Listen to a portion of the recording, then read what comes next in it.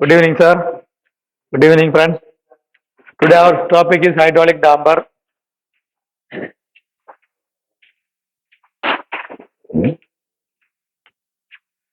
Hydraulic damper is a device which converts kinetic energy into the heat energy by controlled movement using that hydraulic oil. Dampers are devices which controls sudden movement of the equipment. As a vehicle suspension, we are using to reduce the impact and vibration of equipments in railways. Apart from this, it is control the movement of the equipment, especially wheel, bogie, and body. Working principle and main use of the dampers, hydraulic dampers. It is protecting the equipment by isolating and observing excessive movement. It is giving restriction the movement of the loco body, bogie, etc. By that way, that excess movement will be controlled. And shock also, while that due to the, if it is a train passing due to the irregularities of the train, irregularities of the rail, that will create shock. That shock also, it is protective. That is damper by using. Damper is protects sensitive on-board equipment. Damper is not there if it is working higher speed, if surface irregularities are there mentioned on the rail or passing the cut rail and also many equipment damage may come. From that also it is being protected. Vibration and shock absorber. The primary function of the damper is dampen the impact of load and vibration that arise from the irregularities. The earlier what I told you to that. Apart from this, as a part of a suspension, which is controlling the movement of the equipment.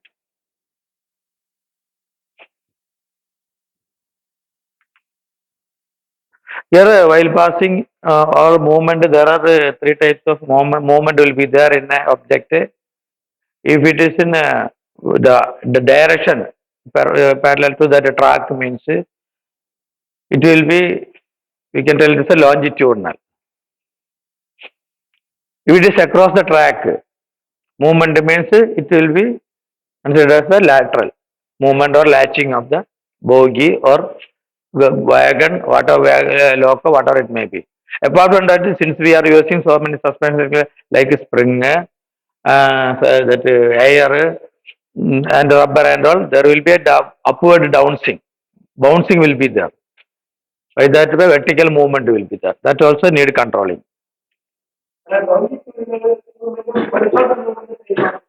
Longitudinal same, horizontal na lateral da horizontal and lateral na same.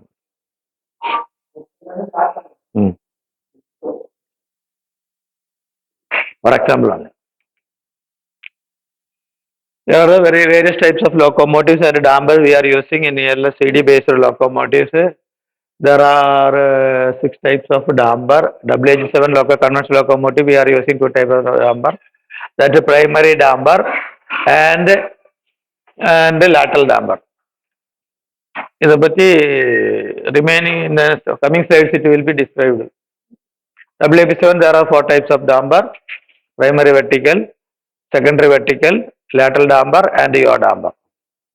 What are the function of the damper in this concept? Further slide it will be. This is a photograph of the primary damper. Primary damper for the primary vertical damper for the WP7 locomotive. It is being fitted in between the axle and bogie. Here you can see it is fitted on the axle. Here it is axle box, and here it is with the bogie for controlling the movement, vertical movement of this bogie. Here it is a secondary vertical damper for the WP7. In this, one side it is fitted on the bogie and another side it will be fitted. It will be fixed on the loco body. So by that way we can control the bouncing. Just control, minimize the bouncing of the loco body. And bogie also. Since bogie is on the spring suspension, so definitely some bouncing will be there. That also we can control. Here it is a photograph of a lateral or horizontal damper. There is already I told that there will be there some three movement will be there. Lateral movement will be there.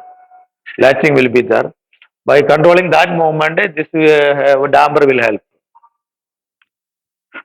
Normally one side will is fitted, another side photograph will come. Here it is yaw damper. Purpose of the yaw damper. Yaw damper is fitted in between loco body and bogie in a longitudinal direction. That also controlling the angular movement of the body. Not only this movement, this movement also it will be controlled. And that functioning of the yaw damper will come in the next slide. This is a conventional damper using in conventional locomotive, the WH7. The drawing number is 295 SKVL. There is a drawing. What are the dimension? And for this, for secondary lateral and vertical, the drawing is same, but the dimension only it will vary according to the tabulated in the picture.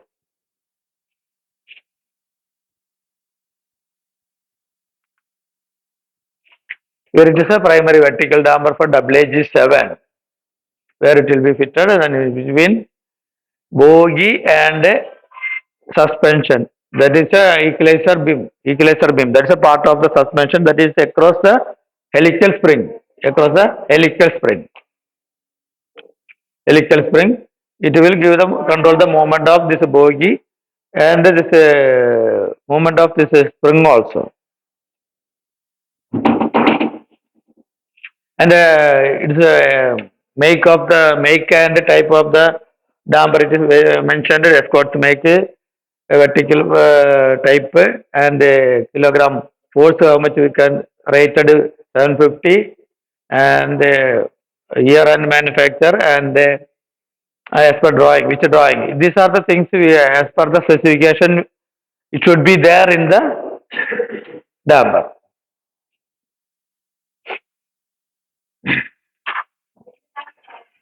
This is a WH7 lateral damper. It is fitted in between a bogie and a loco body in the conventional locomotive. Like this earlier I told in that like that specification as per specification what are the things we have to mention in this is mentioned to 1150 kilogram force lateral purpose is the drawing number it is there make it is there and it is controlling the damper between bogie and loco body. It is a quantity per locomotive is a 4 number. It is controlling the movement of the loco body and spring also that bogie also lateral movement.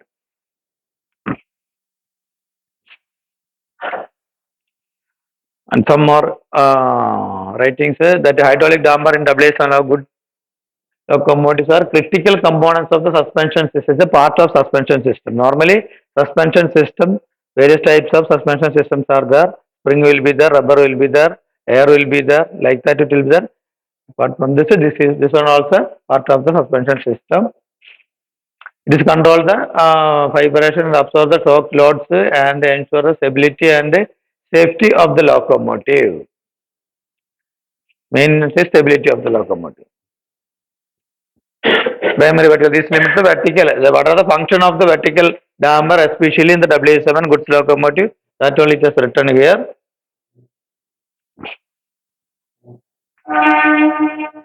What is the function of the lateral damper in W7 loco? This manages side to side. That means the lateral movement of the locomotive enhancing and it will be raised the stability of the locomotive, especially the curves and wherever the maximum thrust will come in that area. Next we will go to the WF7 primary vertical damper. WF7 there are I already told the 4 types of dampers are there. In this first one we will take it as a primary vertical. Here also like that W7 it is being fitted in between axle box and bogie only. It is being controlled that a bogie movement, vertical movement. Quantity per loco is 8 numbers. And it is an addition, there is no secondary vertical in W7, but in the case of W7 it is there. Instead we are working in more speed, that's why we have secondary vertical. But in the case of WH7 it is there in the primary side only. The rating and all it is there. It is an imported damper. Since it is a renewal and periodicity of renewal is being mentioned in during POH only, and considering the stability and reliability of the locomotive, otherwise we have to go for renewal in between TOH or special repair. That's why imported damper being provided in WAP7 locomotive so far. Quantity per locomotive is 4 numbers. It's being controlled vertical movement of the bogie and loco body. The same being available in the lateral side in WAP7 also.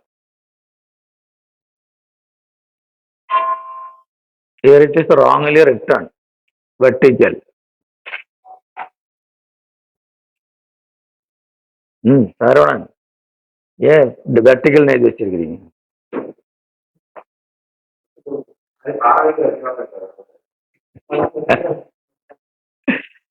It is lateral damper.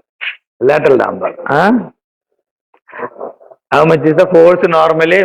Normally force will be the 7,000 Newton.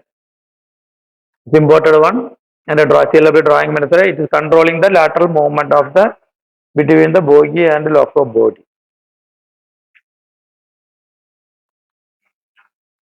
Here it is there yaw damper. In WP7 only it is there. Rating it is there.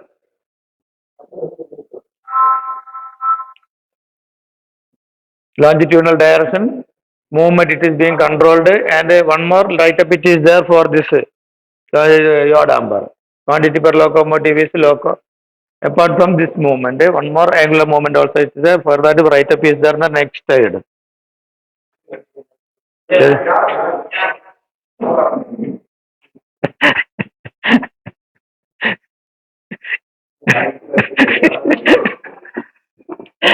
I don't know. Sorry, okay.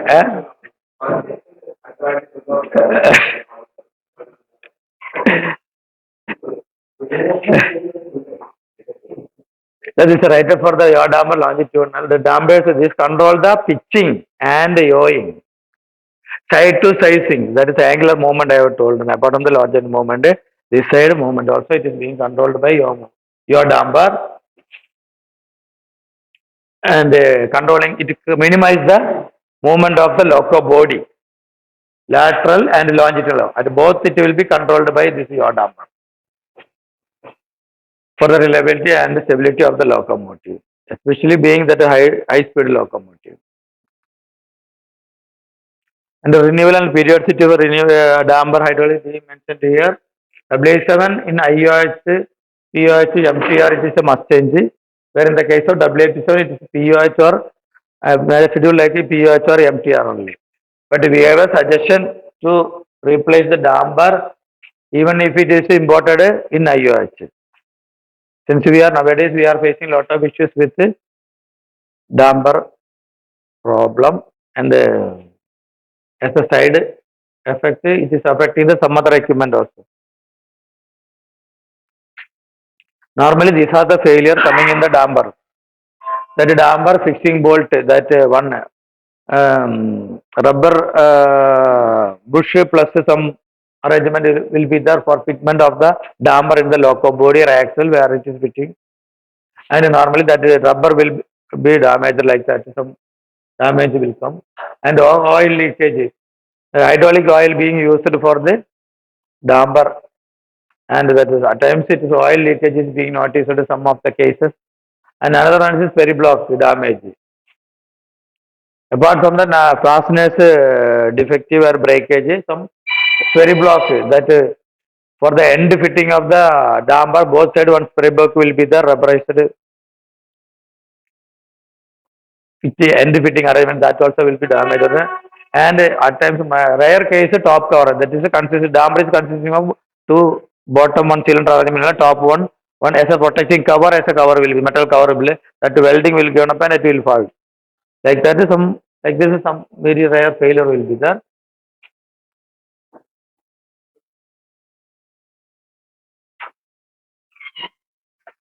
Testing.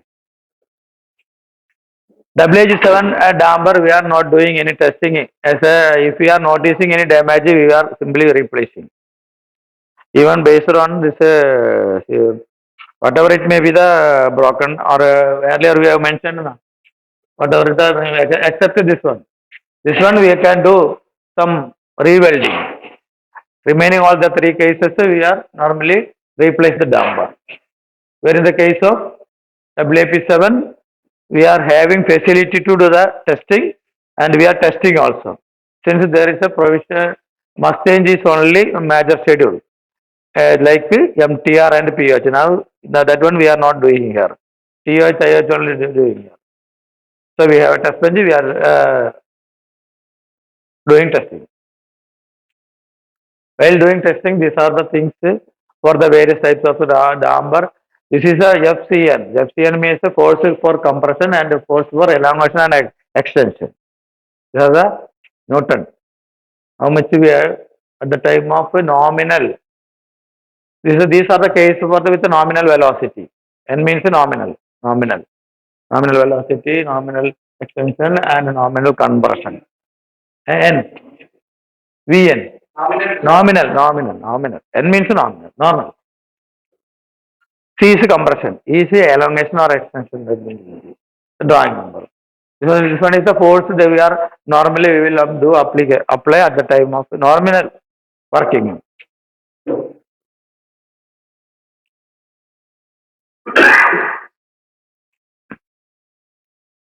Here you can see the difference. Here it is a 0.3 second, 0.1 second. The velocity 0.3, 0.1 like that. 0.1 will be there. In the next case, it is here also. This is a repeating one. Okay. This is here also VN. Here also you have made one mistake, sir. Here.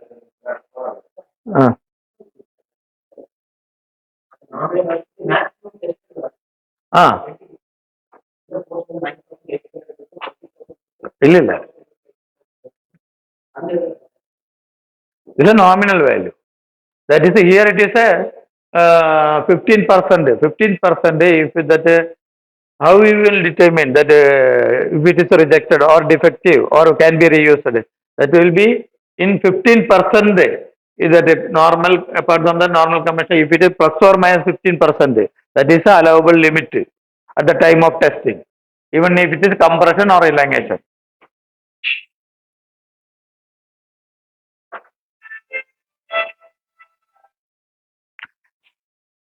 Here it is a maximum value has to come now.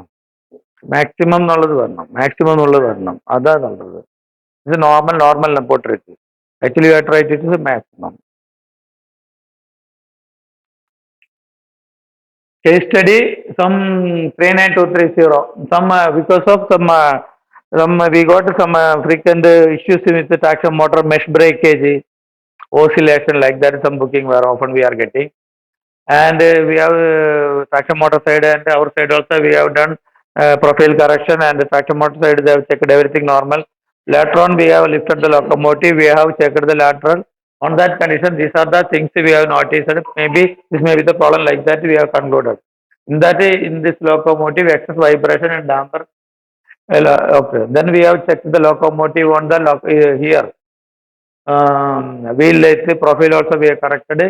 But later on, by checking the damper, we are able to see that this much damper defective failure was noticed.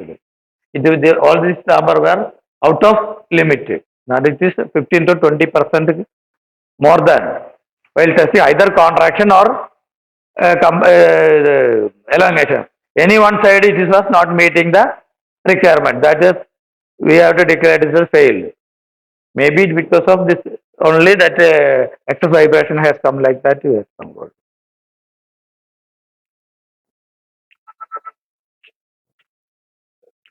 Where in the case of spring breakage also, we have tested we have lifted the locomotive, and especially in this locomotive, this much in this locomotive, we are often getting two or three times we got a failure, spring failure. And now this all the primary dampers were not meeting the requirement. All are either 20%, either this compression side or elongation side, it was not meeting the requirement, it was failed, declared as failed. After that, all these things replaced. We have changed. Further, it is under trial only. This observation. Further, I think so far there is no breakage, there is no issues. Maybe then after for a trial only or observation only we can conclude it. It may be due to like this. Your number also the problem was there. And second vertical in this break, especially where we got that spring failure, spring breakage in the particular location, your number has failed. It was not meeting the requirement. And now we are able to, earlier we are doing that WP4 and WP7. Both we were running with a thick planche. And on that time we have faced some issues with the wheel life. We are not getting wheel life. In between major schedule, we are forced to replace the axle like that it was there in the wheel life. That is in between major schedule. If we are forced to do wheel change means it is a very issue. So what we have done that we have gone for we are able to run the WP7 with wire adapter for rail because of this proper functioning of the hydraulic damper only. Even though still we are facing some of the locomotive which is misbehaving, in that particular locomotive still we are keeping in where thick flange. Thick flange will provide very good riding index, but wheel life will not be there. It will destroy the wheel. But a very good riding index will be there, that there will not be any vibration or it will not damage any equipment. Where in the case of the wire adapter, their vibration will be there, oscillation may be there, and it may cause damage of the equipment which fitted in the locomotive. And the one more good thing what we can tell in the case of damper is the working of the WP7 in with the wire adapter profile. Now you can see the one simple video. I think so many may have seen. It is a working how the hydraulic damper is being tested. That video you can see. எப்படிமா on பண்றது okay கொடுத்த போதுமா இது சரவணா ஏன் நீ இந்த சரவணா வந்துடு